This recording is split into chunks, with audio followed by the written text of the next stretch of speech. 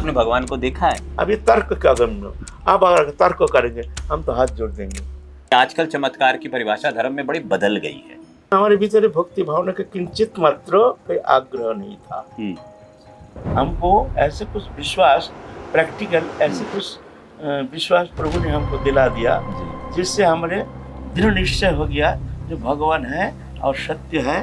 आपने किताब लिखी ऑब्स्टिकल इन भक्ति। क्या ऑब्स्टिकल्स होते हैं भक्ति में? थोड़ा 2 दिन साधु बन के जैसे हम सब जान गए हैं ऐसा थोड़ी होता है। तो आपको गुरु कैसे मिले थे? वृंदावन में आए घूमते घूमते हमने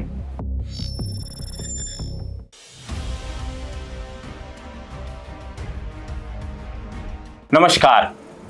ब्रज आने वाले हर व्यक्ति को कृष्ण तत्व की तलाश है। ब्रज आने वाले हर व्यक्ति को राधा तत्व की तलाश है। लेकिन यह तत्व प्राप्त कैसे होता है? हमें यह बताया गया है कि अगर हम भक्ति के मार्ग पर चलें तो हमें राधा और कृष्ण तत्व की प्राप्ति होती है।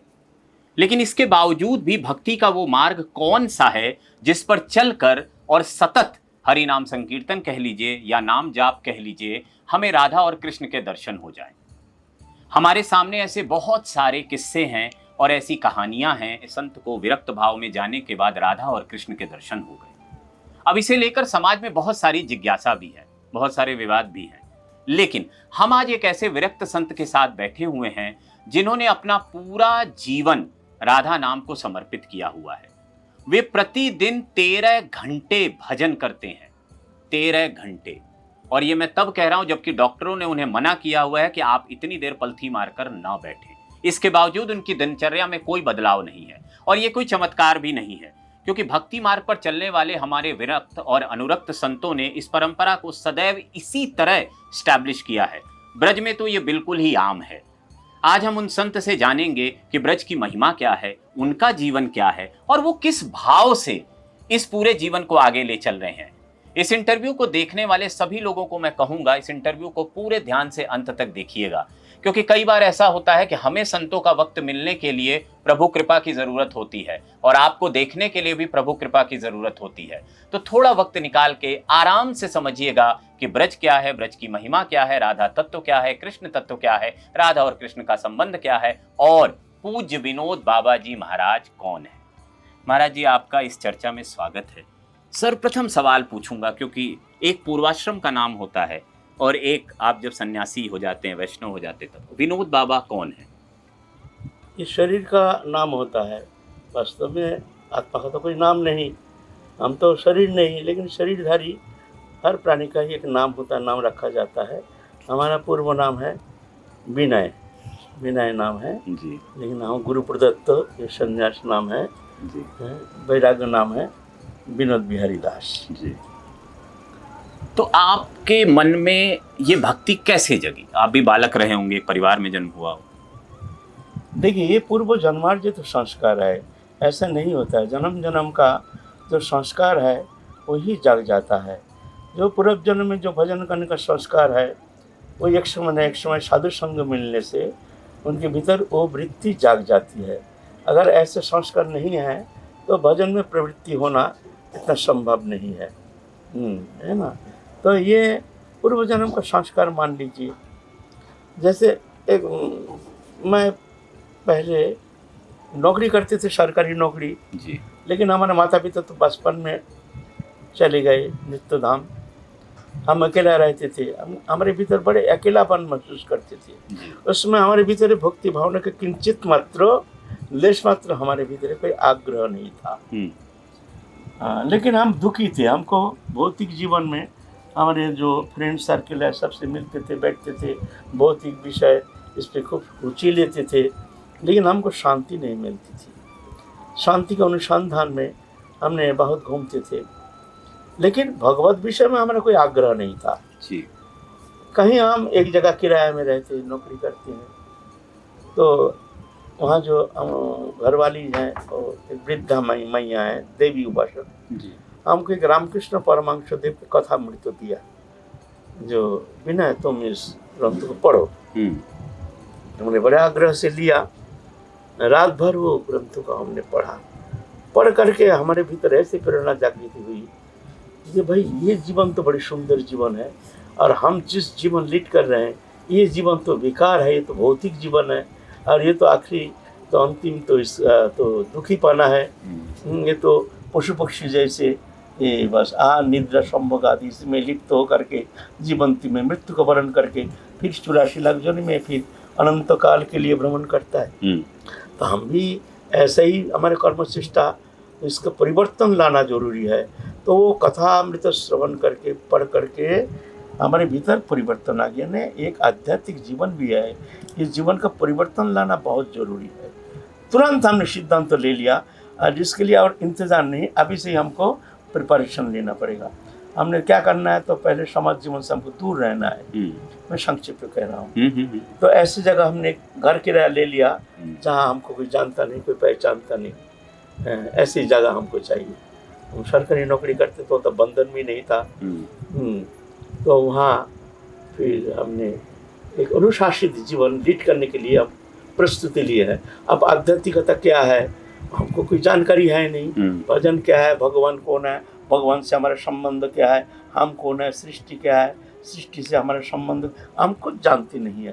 तो हमको क्या करना चाहिए, तो इसके लिए हम सोचे हैं भाई कलकत्ता यूनिवर्सिटी लाइब्रेरी में हमारे मित्र से हमारा संपर्क हुआ। तो वो हमको अपने कार्ड से, वो मेंबर है ना, हमको उन कार्ड से धर्म ग्रंथों को सप्लाई करना शुरू कर दिया। 5 साल हम ग्रंथ के अंदर डूबे रहे, समस्त संप्रदाय का क्या है, परतत्व क्या है, भगवान कौन है, ईश्वर तत्व क्या है, नाना प्रकार का नाना मतवाद ऐसे विचलित हो गया। अलग अलग पंथा, कोई कहते हैं ये पंथा ठीक है, कोई कहते हैं ये पंथा ठीक है, कोई कहते हैं ऐसे ऐसे, अलग अलग ग्रंथ में अलग अलग। फिर आखिर में सब ग्रंथ का एक बात पर सभी एक ही बात में सब राजी हैं कि सत्संग करना जरूरी है। तो सत्संग कहाँ करें, तो जहाँ साधु मिलते हैं उनके पीछे पीछे हम जाते हैं, तो उनसे कुछ मिल जाए। वृंदावन धाम आते हैं, कुंभ मेला जाते हैं, हरिद्वार, ऋषिकेश, हिमालय अनुसंधान करते हैं, कहाँ संत हैं, कहाँ जाएंगे, क्या करेंगे। माने मेरे मन में एक ही उस समय इच्छा है, कैसे भी हमको सदगुरु मिल जाए। ऐसे अनुसंधान करते करते वृंदावन में आए। और सब ग्रंथ में हमने देखा जो नाम के विशेष महिमा। तो नाम करो, हम तो नाम को हमको पता नहीं कौन नाम करना है। तो पूर्व संस्कार बात हरि नाम महामंत्र में हमारी रुचि, तो हम चलते फिरते हम हरि नाम करते थे, नाम करते थे, कार्य करते थे, लेकिन हरि नाम करते थे। इसमें हमको बहुत कुछ अनुभव हुआ, बहुत अप्राकृत विषय भी हमको ठाकुर जी बोध कराए हैं। उस समय गुरुकरण के पहले ही हमको ऐसे कुछ विश्वास, प्रैक्टिकल ऐसे कुछ विश्वास प्रभु ने हमको दिला दिया, जिससे हमारे दृढ़ निश्चय हो गया जो भगवान है और सत्य है, भगवान हमको कृपा करेंगे, अवश्य करेंगे। तो आपको गुरु कैसे मिले? फिर हमने गुरु अनुसंधान के लिए कुंभ में जाते थे, बड़े बड़े कुंभ में बहुत दर्शन के बड़े संतों के चरण सानिध्य में गए। वृंदावन में आए, घूमते घूमते हमने हमारे गुरु जी के सानिध्य में आए। किसी ने कहा ये बड़े महात्मा है, आप इनके सानिध्य में जाइए। तो उनके सानिध्य में आने से तो हमको बहुत शांति मिली। फिर कई बार आए, 4 बार 5 बार आए जी, लेकिन हम दीक्षा लिए नहीं उस समय। हम देखते थे कि ये हम जिससे दीक्षा लेंगे हमको निश्चिंत होना जरूरी है कि ये गुरुदेव हमको संसार सागर से पार करने में समर्थ है कि नहीं, ये देखना जरूरी है। आप टेस्टिंग कर रहे थे? टेस्टिंग कर रहे थे? हाँ, टेस्टिंग कर रहे थे जी। ये ऐसा थोड़ी लेंगे तो कोई कह दिया, ऐसा थोड़ी है। गुरुदेव बार कहीं भी थे, चतुर्थ बार जब उनके वे रह करके जा रहे हैं, नौकरी तो करना है, नौकरी करते समय जो तुम हरि नाम ले जाओ, माला ले जाओ, कंठी ले जाओ। हमारे बाबा कंठी हमारे भीतर है, अभी हमारा मन तैयार नहीं है, हम आचरण कर नहीं पाएंगे, बाबा हमको माफ कर दीजिए, हम अभी कंठी नहीं लेंगे। चले गए। देखते थे जो हम जिनके सानिध्य में हम आए हैं और जिनका हम गुरु रूप में वर्ण करेंगे, वो सर्वत भाव से वो सामर्थ्य है कि नहीं, हमको संसार सागर से पार करने में समर्थ है कि नहीं, समस्त दोष वर्जित है कि नहीं, इत्यादि समस्त सद्गुण से अलंकृत है कि नहीं। तो हम जब निस्संदेह हो गए तभी जाकर के वृंदावन में आकर के उनकी कृपा प्राप्त करके फिर यहीं पर आकर के हमने डिजाइन दे दिया वहाँ जाके। हाँ? स्वप्न में भी दिखाई दिए। तो उस समय रोते थे, बहुत रोते थे, हमारे सदगुरु कहाँ, सदगुरु कहाँ। ये तो बहुत कहानी है, लंबा कहानी है। बहुत रोते थे सदगुरु अनुसंधान के लिए। कितना कितना महापुरुष के पास गए। कोई कहती है, कोई तो ऐसे भी कहे आपको अभी भगवत दर्शन करा देंगे, तुम गुरुकरण कर लो। हम कहें कि ऐसे भगवत दर्शन हमको करना है नहीं, जो हमको फट अभी करा देंगे। तो गुरु कृपा वैसे मिली। उसके बाद ही हमारे नाम विरक्त हो गए। जो हमारे माता पिता जब बचपन में स्वधाम चले गए, अब हमारे लिए संसार जीवन में जाना कोई कारण नहीं है। अब हमको परमार्थिक जीवन लीड करना ही हमारे लिए औचित्य है जान करके हमने रिजाइन दे दिया। तब से वृंदावन में राधा रानी के शरण में आकर के हम। तो ये सरकारी नौकरी कैसे लगी शिक्षा उच्चा के बाद? ये बहुत लंबा चैप्टर है। अच्छा, ओके, ठीक है। ये कभी बाद में चर्चा करेंगे बाबा से अगली बार। लंबा चैप्टर। तो बाबा अब बरसाना आप इतनी देर से क्यों आए? आप 2006 में बरसाना आए, इसके पहले आप शायद लेपी गांव या खाम्बी या कहीं रहे। बरसाना आने का निर्णय 2006 ना 2006 नहीं, इसके पहले आए हैं हम। अच्छा, हम तो गुरु जी के साथ आए हैं 1980 में।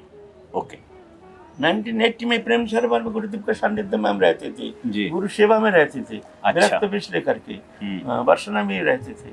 उसके बाद गुरु जी के साथ रहते थे। गुरु जी यहाँ से नीलाचल चले गए, उनके साथ गए। फिर वहाँ से नवद्वीप गए। नवद्वीप के देहांत के बाद फिर हम बस विदाई लेकर के ब्रज में अब राधा रानी के चरण सानिध्य में आकर के निवास कर रहे। खूब रोए। जब गुरुदेव चले गए कभी एकांत में वास किया नहीं, आदत नहीं। नौकरी करते थे, मजे से लोग नौकरी करते थे, कोई अभाव नहीं।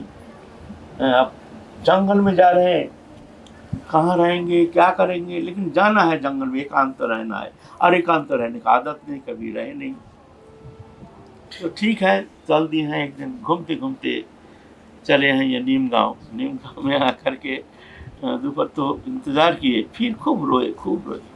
कहाँ चले राधा रानी, हम कहाँ जाएंगे। तो चलते चलते आए हैं बरसाना। चलो राधा रानी के चरण में आकर राधा रानी को दर्शन तो करो जी। तो वहाँ पर एक जन हमको देखा, जान पहचान, बाबा आ जाओ, कहाँ जा रहे हो, कहाँ जाओगे? हम बोले कहाँ जाएंगे, यही तो सोच रहे हैं कहाँ जाएंगे। बोले अब यहाँ रहोगे? हम बोले हाँ, राधा रानी रखेंगे तो रहेंगे। तो वही भानुखोर में वहाँ जो छत्री है, वहाँ बनी वाले एक साधु रहते थे, वो छोड़ के चले गए। बस उन्होंने दे दिया हमको। और सब जो भी वस्तु हमको चाहिए सब वहाँ मौजूद है। हमको एक लोटा चाहिए, लोटा मौजूद है। हमको एक शीशा चाहिए तिलक करने के लिए, वो मौजूद है। माने हर चीज़ हमारे लिए मौजूद। जैसे राधा रानी पहले से तैयार करके रखे हैं रहने के लिए, बस तब से वहाँ रहे। फिर भगवत इच्छा वहाँ से चले गए। वहाँ 5 साल रह करके प्रेम सरोवर गए। प्रेम सरोवर में 10 साल रहे। वहाँ ज़्यादा भीड़ भड़का सीट आना शुरू हो गया और प्रपंच में हम फंसना शुरू हो गए। तो प्रपंच देख करके हमने बहुत भयभीत होकर के भाग गए। वहाँ से इधर उधर नाना जगह घूमते फिर गए। खामी से गए लिखी में 9 साल रहे। 9 साल के बाद लिखी से आने का एकमात्र कारण वहाँ ज़्यादा प्रेम प्रीति हो गया। लोग ज़्यादा ही प्रेम करना शुरू कर दिया। हम देखते हैं प्रेम ही बंधन का कारण। प्रेम इसमें फंसने से फिर भगवत जीवन में आगे बढ़ना साधक के लिए बड़ा असंभव हो जाता है। ये विषय उतना बंधन का कारण नहीं, लेकिन ये प्रेम, लौकिक प्रेम, ये बड़ा खतरनाक है। ये प्रेम मन एक बार फंस गया तो भगवत जीवन चौपट हो गया। तो भयभीत होकर फिर राधा रानी तो पहले ये बना दिए हैं, किसी ने भक्त ने बनाया। हमारा नहीं है ये घर, हमारा कोई आश्रम नहीं है। हमको बुला के लाए हैं रहने के लिए। तब से ये 17 साल हो गया। अब हम यहाँ रह रहे हैं। जहाँ रहे वहाँ भूत प्रेत इत्यादि आपके साथ? वो तो भूत तो रहता ही था। उसको क्या मतलब, आपके साथ भूत रहते थे? बहुत, सब हर जगह। फिर कौन भूत है? अतिरिक्त आत्माएं हैं या कौन है ये? भगवान जान, हम तो देखा नहीं, लेकिन ऐसे डिस्टर्ब करते थे पहले। फिर जाके वो हमारा तो मित्र बन गए। फिर हम डिस्टर्ब नहीं करता था। बाबा, आपने कहा कि रामकृष्ण परमहंस की एक किताब पढ़कर आपको जागृति हुई। रामकृष्ण परमहंस ने सखी भाव को जिया था, तो ये सखी भाव क्या है?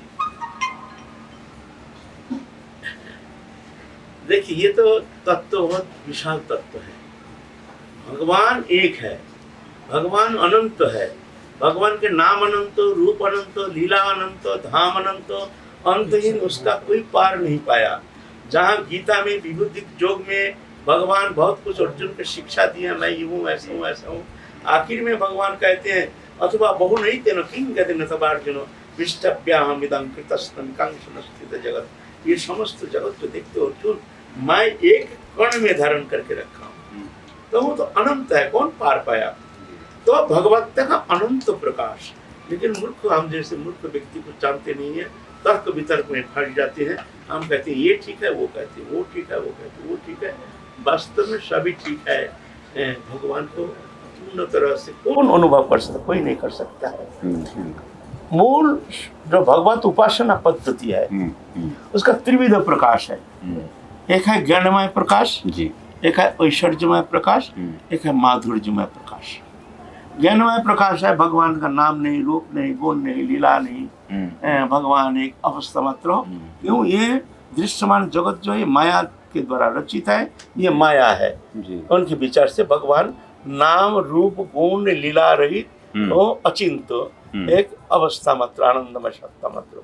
ये ज्ञान मार्गी जो है उनके ये उपासना है जी। ज्ञान मार्ग कहते हैं, उसमें जहाँ भगवान का कोई नाम रूप गुण लीला कुछ नहीं है जी। मैं आता तो मिदंग सर्वं जगत अव्यक्त मूर्ति ना, समस्त अव्यक्त जगत अव्यक्त रूप में मैं समस्त परिव्याप्त हूँ सर्वत्र।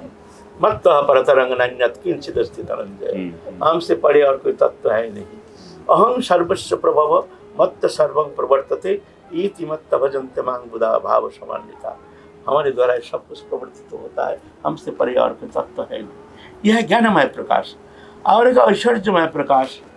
ज्ञानमय प्रकाश निर्गुण निर्विशेष और सगुण सविशेष, माने भगवान नाम है, गुण है। तो यह ऐश्वर्यमय प्रकार, भगवान अनंत है, सृष्टि करते हैं, लीला करते हैं, अनंत वैकुंठनाथ हैं, वहाँ भगवान विराट रूप में भगवान व्याप्त हैं, प्रकाश है उनके, व्यक्त प्रकाश है।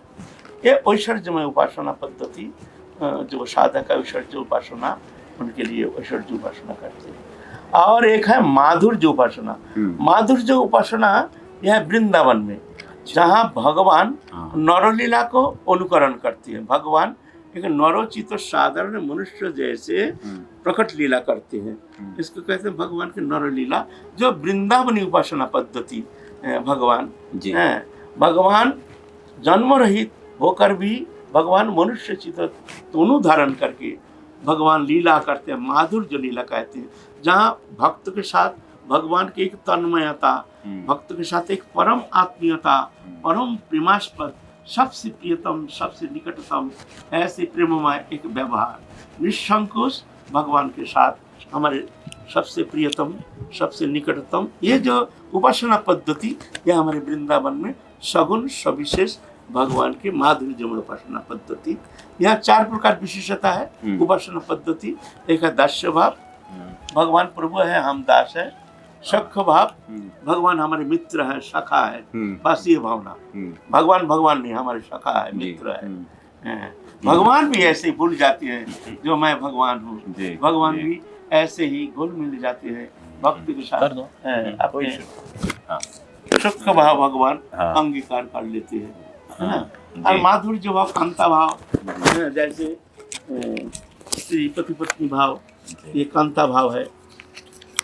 तो ये माधुर्य उपासना पद्धति है हमारे वृंदावन में जी महाराज जी। और उसके अंदर राधारणी है सर्वोपरि। राधारणी है भगवान के अंतरंग शक्ति, भगवान के त्रिविधो शक्तियां है ना, त्रिविध शक्तियां, स्वरूप शक्ति, जीव शक्ति और माया शक्ति। स्वरूप शक्ति जो है भगवान चित्तधाम में भगवान विराजमान है, और स्वरूप शक्ति का जो मूर्त विग्रह है वह श्रीमती राधा रानी जी। स्वरूप शक्ति का त्रिविध प्रकाश, संदिनी, संबित, आह्लादिनी, ये तो लंबा चैप्टर है। संदिनी शक्ति के द्वारा भगवान स्थान आसन आदि सब प्रकट करते हैं। संवित शक्ति है अनुभव शक्ति, सेंसेशन, अनुभव शक्ति, संवित शक्ति। और है आनंद शक्ति, आनंद जो आनंद भगवान आनंद आस्वादन कराते हैं, स्वयं भी आनंद प्राप्त करते हैं, ये आनंददायिनी शक्ति। ये त्रिविधो शक्ति के जो भगवान के मूर्त विग्रह है सच्चिदानंद विग्रह कहते हैं। सच्चित आनंद संदिनी संवित आह्लाद, त्रिविध शक्ति के मूर्त विग्रह है भगवान श्री कृष्ण। ये मायातीत, इंद्रियातीत, गुणातीत, लोकातीत, ये अनुभव कृपा शांत, ये कल्पना के द्वारा, चिंतन के द्वारा भगवान का ये रूप लाना संभव नहीं है, अनुभव करना संभव नहीं है। ये वृंदावनी उपासना पद्धति का है, हमारे माधुर्य उपासना। उसके अंदर राधा रानी के सहचरी, ये जो सहचरी उपासना पद्धति है ये वृंदावन में है। जुगल सेवा, निकुंज में राधा कृष्ण जुगल को विहार कराते हैं और सखियाँ उनके सेवा में निमग्न रहते हैं, अष्टजाम। ये जो सेवा है ये सहचरी सेवा है। हमारे मंजरी स्वरूप उपासना पद्धति जो राधा रानी, ये सेवा मैंने सहचरी है लेकिन दासी भाव, दासी भावना पूर्ण। उनके भावना है मैं दासी हूँ, मैं किंकरी हूँ, मैं राधा रानी के सखी नहीं हूँ, मैं राधा रानी के किंकरी हूँ, ये भावना। लेकिन है सखी है, ये भावना लेकर के अंतरंग भावना, जिस भावना से हर समय राधा रानी के साथ ही रहती है, इसलिए इनको कहते हैं नित्य सखी। सखी प्रकरण पंचविधा, सखी, प्रिय सखी, प्रिय नर्म सखी, प्राणा सखी, नित्य सखी, नित्य लीला में है ना। सखी साधारण सखी जो कृष्ण स्नेहाधिका, प्रिय सखी समस्नेहा, प्रिय नर्म सखी जो राधा में ज़्यादा प्रेम रखते हैं, समस्नेहा लेकिन राधा रानी में ज़्यादा प्रेम रखते हैं। यह है अष्टविधा, प्रधान सखी ललिता विशाखा चित्रा इंदुलेखा चंपकलता रंग देवी तुंग विद्या सुदेवी। फिर प्राण सखी, प्राण सखी अंतरंग राधा स्नेहाधिका, ये अष्ट मंजरी हैं, रूप मंजरी, रति मंजरी, विलास मंजरी, कस्तूरी मंजरी, मंजुलाली मंजरी, रस मंजरी, गुण मंजरी। और यह नित्य सखी जो साधन सिद्धा, गुरु कृपा अवलंबन करके, गुरु चरण में शरणागत हो करके, राधा रानी की कृपा प्राप्त करके और हर समय राधा रानी के सेवा चिंतन में तल्लीनता, तन्मयता से सेवा के कारण राधा रानी की कृपा प्राप्त करने में समर्थ होते हैं। फिर अंतिम समय ये शरीर जा करके राधा रानी की वो स्वरूप प्राप्त करके, सेवा स्वरूप, वो स्वरूप जो है वो ये पंचभौतिक नहीं है। ये जो पंचभौतिक शरीर है ये तो जड़ चेतन का मिश्रण है, जड़ और चेतन शरीर है। अपरा प्रकृति माया, जड़ रूपा माया, और चेतन है आत्मा, दोनों का मिलन भूमि है शरीर। चेतन है मातृ जठर में शरीर बनता है और शरीर में वो चेतन सत्ता तदात्मता, तदात्मता के कारण शरीर में चैतन्य सत्ता व्याप्त होकर के तदात्म होकर के शरीरधारी बन जाते हैं। लेकिन वहाँ नहीं, वहाँ ये शरीर जब छिन्न हो जाता है फिर जाके नित्य स्वरूप में स्थित हो जाता है, और नित्य दिव्य स्वरूप राधा रानी के कृपा प्रदत्त सहचरी स्वरूप, उस स्वरूप प्राप्त करके नित्य काल के लिए जुगल सेवा में निमग्न हो जाती है, रस आनंद में निमग्न हो जाती है। तो केवल राधा नाम जपने से इतना ज्ञान आ जाता है? एक सामान्य भक्त जो दिन भर राधा नाम जपे, तो ऐसा है संभव या गुरु कृपा चाहिए? गुरु कृपा और राधा कृपा अलग नहीं है। अच्छा है। गुरु कृपा, गुरु में एक निष्ठा है नहीं, गुरु में उतना श्रद्धा है नहीं, लेकिन राधा रानी में अनन्य निष्ठा ऐसा होता नहीं है। गुरु में निष्ठा है तो ऑटोमेटिक राधा रानी उनको कृपा करते हैं। बिल्कुल, राधा रानी की कृपा करते हैं तो गुरु में निष्ठा भी हो जाती है, ऐसे है ना।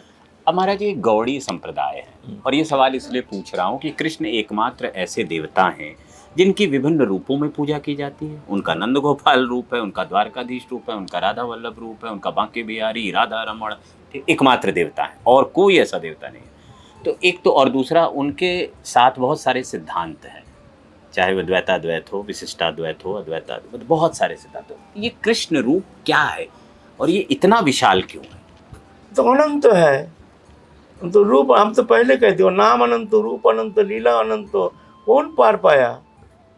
कौन पार पाया? तो और अगर कहते हैं जो मैं जानता हूँ तो सबसे बड़ा मूर्ख है।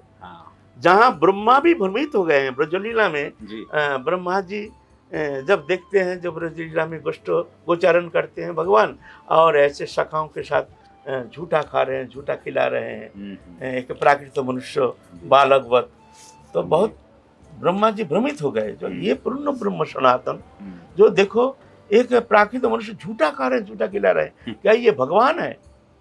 तो आपने अचिंत्य शक्ति के द्वारा सबको लेकर के एक गुफा में स्थानांतरित कर दिए हैं। तो भगवान देखते हैं हमारे सखा सब कहाँ गए, तो भगवान जान गए हैं जो ब्रह्मा के कर्तृत्व है, अपने सच्चिदानंद स्वरूप से फिर प्रकट करके ऐसे लीला करना शुरू किया है। ब्रह्मा आके देखते हैं, भाई लीला तो चल रही है, तो हमने जो छुपा के रखे हैं वो कौन है? जाके देखते हैं ना, वहाँ तो सोया हुआ है, तो यहाँ कौन है? अरे यहाँ तो वैसे ही लीला चल रही है।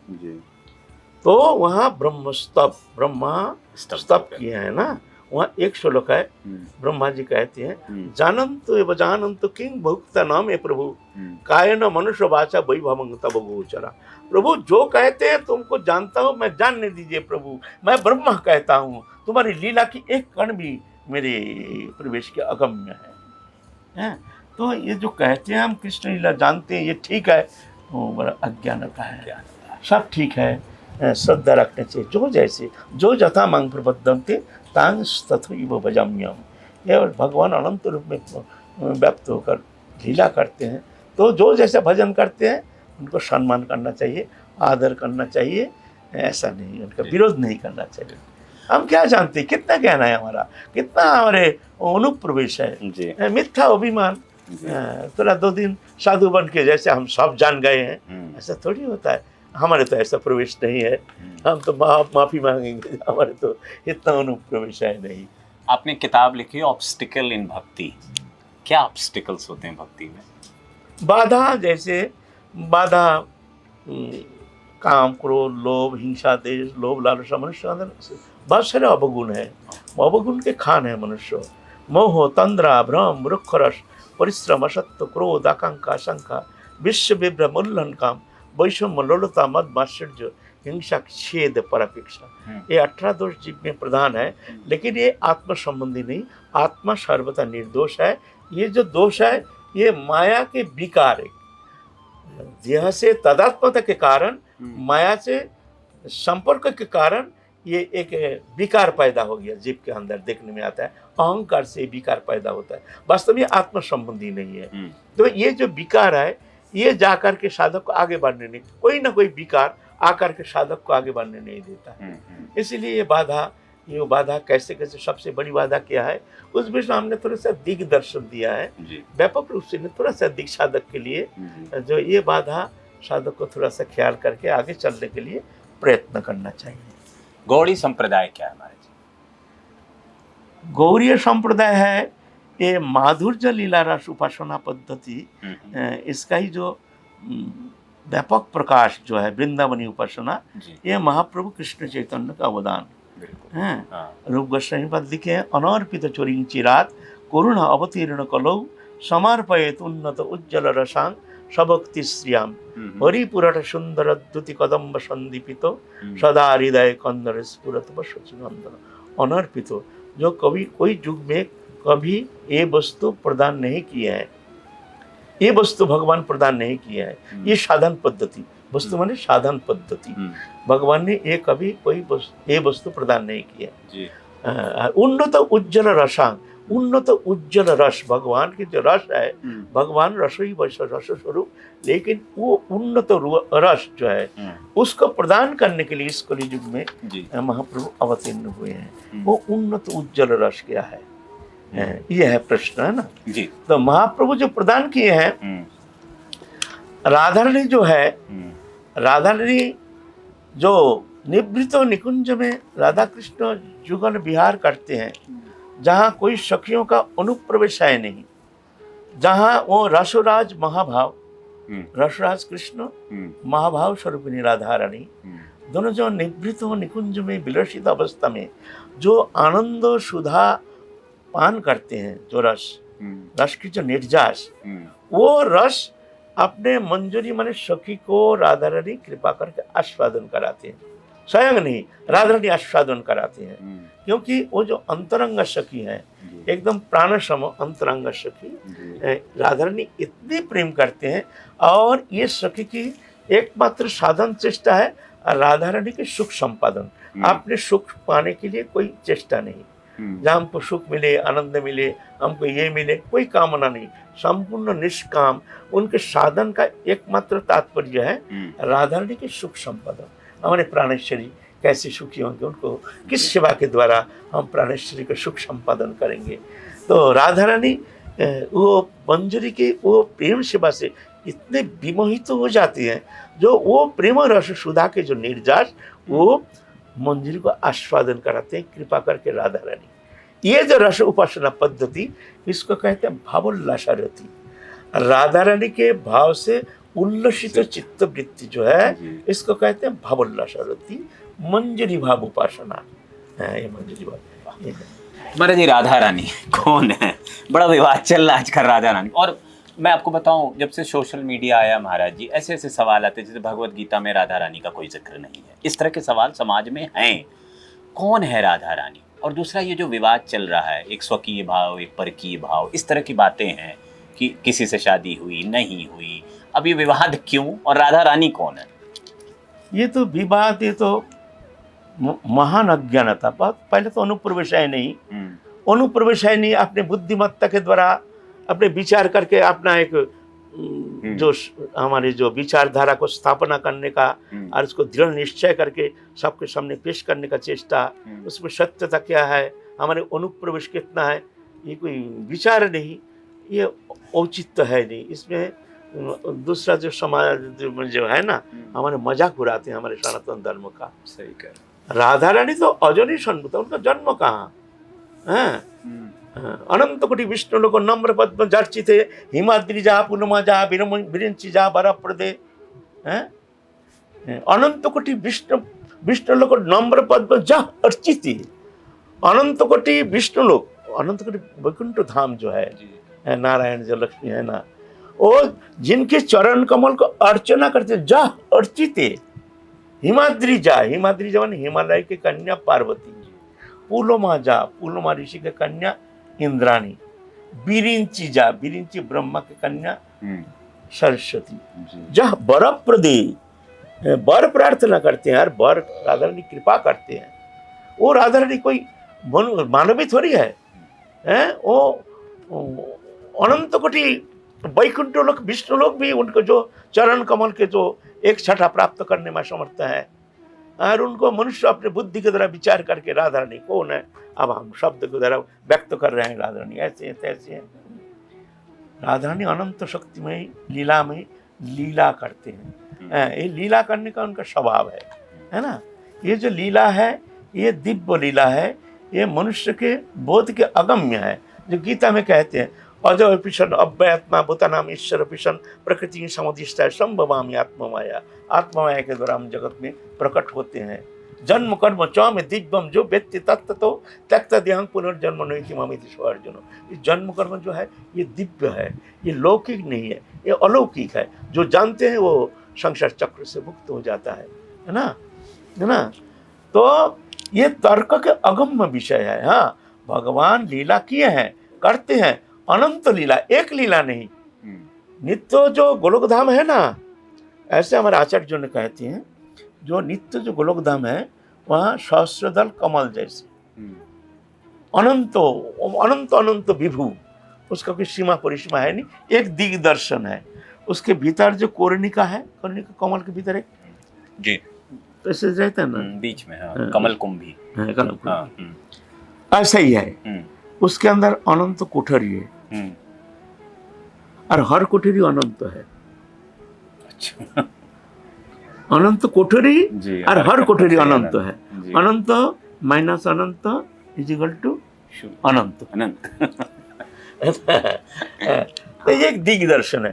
और हर कोठरी में जुगल राधा कृष्ण जुगल अलग अलग लीला कर रहे हैं, और अलग अलग अनंत अनंत अनंत लीला। ये कल्पना के अतीत, चिंता के अतीत, कोई बुद्धिमत्ता तो छोड़ दो, कोई साधन के द्वारा भी कभी इसका किंचित मात्र यहाँ अनुप्रवेश करना संभव नहीं है। आप समुद्र देखें, समुद्र गए हैं कभी? समुद्र देखे गए हैं? कहाँ गए? ये साउथ ठीक है, साउथ में गए हैं। समुद्र कितना देखे हैं? कितना दिखे? अपना नेत्र जहाँ तक जाते होता है, दृष्टि भर पूरा समुद्र थोड़ी देख पाए हैं आप, असंभव।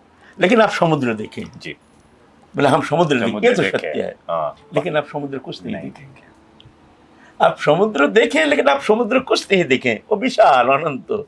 ऐसा ही भगवान जब कृपा करते हैं तो साधक को तो अनुभूति कराते हैं कुछ, लेकिन वो ऐसा नहीं कि हम भगवान को जान गए, वो किंचित ऐसा ही है ना। तो ये अचिंत विषय लेकर के ये तर्क का अगम्य है। इस विषय में इस तरह से अपनी बुद्धिमत्ता के द्वारा इसके विकृति रूप देना ये बड़ा कलंक है, ये नहीं होना चाहिए। ये बड़े सावधानी से ये क्या होता है, दूसरा जो धर्मावलंबी है वो मजाक उड़ाते हैं। हमारे अंदर भी बहुत सारे ऐसे धर्मी ये है, उसको सेकुलरवादी है। ये तो हमारे दुर्भाग्य है, हमारे धर्म में ऐसे सेकुलरवादी पैदा हो गया, ना इधर का ना उधर का। ये हमारे धर्म में सबसे बड़ा विघातक है। ये लोग क्या कहते हैं, ये सब कल्पना है। लोग जानता नहीं, देखा नहीं, सुना नहीं, कभी धर्म संबंध में कोई ज्ञान उनके भीतर है नहीं, चेष्टा भी नहीं किया है। इनसे पूछो तुम गीता अध्ययन किया? जीवन में पढ़ा नहीं है, समालोचना करेगा। तो ऐसे ऐसे विरूप समालोचना करते हैं, बहुत ये कल्पना है। कितना हृदय विदारक। अरे मूर्ख, तुम जानते नहीं हो, तुमको शब्द प्रयोग करते हो। क्या है, क्या सत्य मिथ्या तुम क्या जानते हो? कहाँ तुम्हारे अनुप्रवेश है? तुमने कितना साधना किया? हम कुछ किया नहीं, हम कहते हैं हम जानते हैं। हमारी ये कल्पना नहीं है। यहाँ 50 साल हो गया, यहाँ ये कल्पना लगी, यहाँ बैठे नहीं है जो कल्पना कर रहे हैं। हाँ, हम में कमी है, हमारे अभी तक वो स्थिति नहीं है, वो वहाँ गठनमूलक प्रक्रिया जो अंतःकरण के वहाँ कमी के कारण जो पूर्णता अभी तक नहीं हुई है। लेकिन हाँ, हमको इतना जानकारी है जो सत्य है ना। महाराज जी, आप एक विरक्त संत हैं और अब आप लोकप्रिय हो रहे हैं, तो ये डिस्टर्ब करता है? देखिए, पहले तो हम लोग समझ में जाते कम है, निकालते नहीं। आप आए हैं जी, हम कहीं इंटरेस्ट नहीं लेते हैं इस विषय में, लेकिन आप लोग आए, आप लोग सम्मान तथा ये भी दिखते हैं, थोड़ा सा ही बोलना भी जरूरी है। अच्छा है, हमारे जितना पहुँच है थोड़ा सा समाज जीवन में इसका थोड़ा सा प्रचार हो जाए, अच्छा है। बस बाकी हम इंटरेस्ट नहीं लेते। हम व्यापक रूप से कहीं जाना, कोई मीटिंग करना, कहीं ये करना ना। ये हमारा सौभाग्य है, शायद आपका ये पहला साक्षात्कार है। हम बड़े सौभाग्यशाली हैं, राधा रानी की कृपा है। एक सवाल ये है महाराज जी, हमने YouTube पे देखा है कि आप संतों के चरित्र बताते, जैसे भक्तमाल जी ने जो कार्य किया है, और ब्रज विरक्त संतों की भूमि रही है, अनुरक्त संतों की भी भूमि रही है। ऐसा क्या कारण रहा कि यहाँ पे जो संत आते हैं, और बहुत रोचक है ये कि नीम करोली बाबा, देवराहा बाबा, जो कि काशी में जाकर त्याग सकते थे अपनी जान, पर वो ब्रज आते हैं। इसकी कोई खास वजह होती है कि ब्रज में प्राण देना कुछ या समाधि लेना? वो तो है, ब्रज तो दिव्य भूमि है। भगवान जब यहाँ प्रकट लीला किए हैं, भगवान तो यही ब्रज में लीला किए हैं। तो वो राज, वही राज भगवान के चरण स्पर्श जनित जो वही राज अभी विद्यमान है। भगवान तो राज को लेकर चले नहीं गए हैं, वही प्रकृति सब कुछ, वही जमुना, वही गिरिराज। तो यहाँ अभी भी वो लीला भगवान करते हैं, लेकिन ये भगवान के वृंदावन के त्रिविध प्रकाश है। एक है दृश्यमान, एक है प्रकट, एक है अप्रकट। ये वृंदावन में दृश्यमान चर्मचक्षु से हम देखते हैं, प्राकृत बाहर की जो समाज जीवन है, जो स्थान है, वृक्ष लता आदि, घर मकान दुकान मनुष्य है, यहाँ में ये ब्रज से उनका कोई अलग कुछ दिखता नहीं है, ये एक ही है। इसको कहते हैं दृश्यमान। वास्तव में ऐसा नहीं, ये ब्रजों में ही दिव्य लीला अभी भी देख सकते हैं। अगर साधना करके किसी का प्रेम दृष्टि खुल गया, इस वृंदावन में अलौकिक दिव्य जुगर किशोर का प्रेम लीला अभी भी दर्शन करते, इसका बहुत सारे प्रमाण है ना। लेकिन जोगमाया के द्वारा ढक के रखे हैं, जैसे प्रपंच जैसे देखने में लगता है, प्रपंच जैसे, वास्तविक प्रपंच नहीं है, ये अप्राकृत दिव्य है, दिव्यति दिव्य है। साधन करने से राधारानी की कृपा से अभी भी वो लीला अनुभव करते हैं, ये सत्य है, सत्य है, सत्य है। अब ये तर्क क्या गम्य, अब अगर तर्क करेंगे हम तो हाथ जोड़ देंगे, हाँ, हम तर्क नहीं करें आपका। महाराज जी जो इंटरव्यू देख रहा होगा नीचे कमेंट करेगा आपने देखा, हैं? वो पूछेगा आपने देखा। भाई हम तो तर्क नहीं करेंगे, हम तो नहीं बोलेंगे हम देखे हैं कि नहीं देखे, तुम्हारी इच्छा, तुम आना नहीं ब्रज में इतना कहेंगे हम। ठीक है। उनसे तर्क तो नहीं करेंगे, हम दिखाएंगे अपना, ये हम ऐसा है तैसा है, हम बड़े सिद्ध हैं। हम तो एक साधारण मनुष्य है, पढ़े हैं, ब्रजराज आश्रय करके सबके चरण वंदना करते हैं। और जब इस तरह की वो चल रही है, आप अपना कोई अनुभव बता रहे ना ना ऐसे हाँ बोलिए। नहीं, तो महाराज जी अविरक्त संतों की एक परंपरा रही और हमने यहाँ पगला बाबा, उड़िया बाबा, खंडानंद जी, मेरे अपने जीवन में जिनको मैं देख पाया, सुन पाया जिनके बारे में, और ऐसे कौन से विरक्त संत हुए? क्योंकि लोग क्या हो रहा महाराज जी, ब्रज आते हैं, एक मंदिर में दर्शन करते हैं, फोटो खिंचाते हैं, चले जाते हैं, फिर अगले हफ्ते आते हैं। तो ये ब्रज को लोग समझ नहीं पा रहे हैं। क्या ब्रज की गरिमा जो है वो कम हो रही है? कम तो नहीं हो रही है, मैं ये नहीं कहूँगा, लेकिन लोग जो ब्रज को समझना चाहें वो कैसे समझे?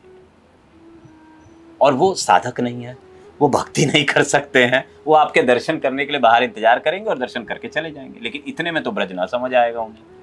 नहीं, इतना जल्दी समझना भी संभव नहीं है, समझाना भी संभव नहीं है। हमारे पास आए हैं, हम तुरंत उनको समझा देंगे, ये भी संभव नहीं है।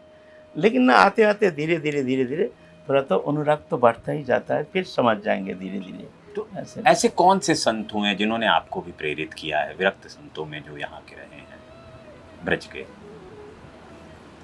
पहले तो हमारे गुरुजी तो हमारे प्रेरणा का शुभ नाम क्या था, मतलब हमें उनके शुभ नाम किशोरी किशोरानंद बाबा महाराज जी। और उनका ऐसे सब जानते थे तीन कोड़ी बाबा नाम से। तीन कोड़ी, हाँ, ये भारत भूमि में प्रसिद्ध है, वो जो जी बाबा के फोटो देखते हैं ना, तीन कोड़ी बाबा नाम से प्रसिद्ध, बड़े पहुंचे हुए संत हैं। उनका अलौकिक बहुत कहानी है। जी जी। यानी आपको स्वप्न में भी अनुभव कराया था ना दादू, बता रहे? हाँ, सपनों में भी आए थे। वहीं पर पहले दर्शन होने से पहले, जब तक दर्शन नहीं हुए ना तब तक तो हम देखे नहीं हैं। अच्छा, फिर बोलिए। जी, कोई जीवन का चमत्कार महाराज जी? चमत्कारी कुछ नहीं है, बस चमत्कारी ये है, सबसे चमत्कारी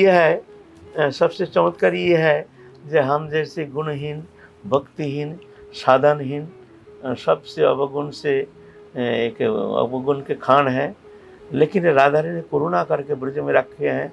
कोई भी अभाव नहीं, कोई चिंता नहीं, कोई भी माने जो भी मन में आता है तिल चिंता करते हैं, ताल आके हाजिर हो जाता है। उनके एक असीम करुणा हर स्थिति में, आदि व्याधि उपाधि दुख दन्न, हर स्थिति में उनके जो असीम करुणा हम अनुभव कर रहे हैं, ये अवर्णनीय, ये भाषा की यहाँ अनुप्रवेश है नहीं। इतना तो हम देखते हैं। यहाँ अलौकिक, सबसे अलौकिक तो ये दिख रहे हैं जब हम जैसे एक साधारण को भी राधा ने इतना करुणा करके अपने चरण प्रांत में स्थान देकर रखे हैं। पिछले हफ्ते मैंने रमेश बाबा जी, पूज्य रमेश बाबा जी का भी साक्षात्कार किया था और उन्होंने भी यही भाव प्रकट किया कि 60,000 गायों, मैंने कहा आपने भगवान को देखा है? तो उन्होंने कहा ये 60,000 गाय कौन चरा रहा है, भगवान ही चरा रहे हैं। तो इसको लोग चमत्कार ही मान लेते हैं दरअसल कई बार, क्योंकि आजकल चमत्कार की परिभाषा धर्म में बड़ी बदल गई है। अब एक मूल सवाल, बहुत सारे लोकप्रिय संत आजकल आपके पास आते हैं, क्या पाने आते हैं? ये तो हमको पता नहीं। देखिए, हम ना किसी का नाम पूछते हैं, ना किसी का फ़ोन नंबर रखते हैं, ना हम किसी के पास जाते हैं। अब क्यों आता है? हमारे भीतर वो गुण भी नहीं है, कोई शक्ति भी नहीं है। क्या कहूँ, मैं तो एक अति साधारण, कभी कभी तो लज्जित हो जाते हैं हम जी, ये लोग आते क्यों हमारे पास कुछ है नहीं है। हाँ, एक प्रार्थना करते हैं राधा रानी के चरण में, सबको शुभ बुद्धि दो, सबका मंगल करो, बस। बाकी तो हमारे पास कुछ है नहीं। अब ये क्यों प्रभावित होते हैं, क्यों आते हैं, इसका मान्यता हमको पता नहीं है। क्या कहूँ। कथा सुनते हैं महाराज जी आप किसी की? कथा सुनते हैं आप? कथा सुनने का समय नहीं मिलता है। हाँ, ये जो उपासना आपकी है ये बड़ी रोचक है, क्योंकि ये सुनने में तो आप कैसे 13 घंटा बैठ जाते हैं? 13 घंटे और बैठने का मतलब उठने का ही मन नहीं करता है। घंटा तो आश्रम में दौड़ जाते हैं, 2-4 दिन रख दीजिए, हम बैठे रहेंगे चुपचाप। क्योंकि हमने गौड़पाद जी कहीं जाना है नहीं, क्या करना है, कुछ करना है नहीं, तो बैठे बैठे राधा रानी के चरण में बैठे बैठे, हे राधा रानी भजन बने ना बने देखना, हम तुम्हारे इंतजार में बैठे हैं, ऐसा करके बैठे रहते चुपचाप। आपको दर्शन का इंतजार है। हमको प्रेम की इंतजार है। महाराज जी बहुत प्रेम मिला हुआ है, हम भागे भागे हम सब लोग इसीलिए आ रहे हैं कि हम करोड़ों लोग का और प्रेम ले आए आपके पास, किलो भर प्रेम ले आए। तो महाराज जी बड़ी कृपा, आपने हमसे बात की और इस साक्षात्कार का उद्देश्य केवल ये था कि आपको ब्रज का भाव थोड़ा और गंभीरता से समझाया जा सके, क्योंकि आप सभी लोगों को, और चूंकि आने वाली पीढ़ी बहुत कुछ अब सोशल मीडिया और यूट्यूब और इन जरियों से जानती है, तो इस साक्षात्कार का सीरीज ऐसे विरक्त संतों को सामने लाकर केवल ये समझाना है कि उनका जीवन क्या है और वो किस तरह राधा रानी की भक्ति, कृष्ण की भक्ति कर रहे हैं। आपने ये साक्षात्कार देखा, हम इसके लिए बहुत आभारी हैं। बाबा से हम फिर बात करेंगे क्योंकि विषय बहुत सारे हैं, लेकिन अभी बाबा चूँकि परिक्रमा करके आए हैं, और ये फिर जान लीजिए बाबा सुबह 4 बजे जगते हैं, उसके बाद 12-13 घंटा करके भजन निष्ठ संत हैं, भजन करते हैं। फिर बाबा को शुगर भी है, लेकिन इसके बावजूद बाबा डॉक्टर की सलाह नहीं मान रहे हैं। इसलिए मैं आप सबसे कहूँगा कि आप हर दिन बाबा के लिए एक माला ज़रूर करें, क्योंकि हमें ऐसे संतों की ज़रूरत है, हमारे युवाओं को, हमारे परिवारों को, क्योंकि हम धर्म को बहुत तरीके से समझने की कोशिश कर रहे हैं। और ऐसे संत का होना, और हमारे ही समाज में महर्षि रमन्ना जैसे संत हुए हैं, हमारे ही समाज में और बड़े बड़े संत हुए हैं जिनके जीवन से हमें बड़ी प्रेरणा मिली है। डोंगरे जी महाराज हुए हैं, राम सुखदास महाराज जी हुए हैं, जिनके जीवन की तमाम कहानियां आपके जीवन में भी होंगी। तो उम्मीद करते हैं आपको ये साक्षात्कार पसंद आया होगा। बाकी बाबा की जय हो, राधा रानी की जय हो। नमस्कार।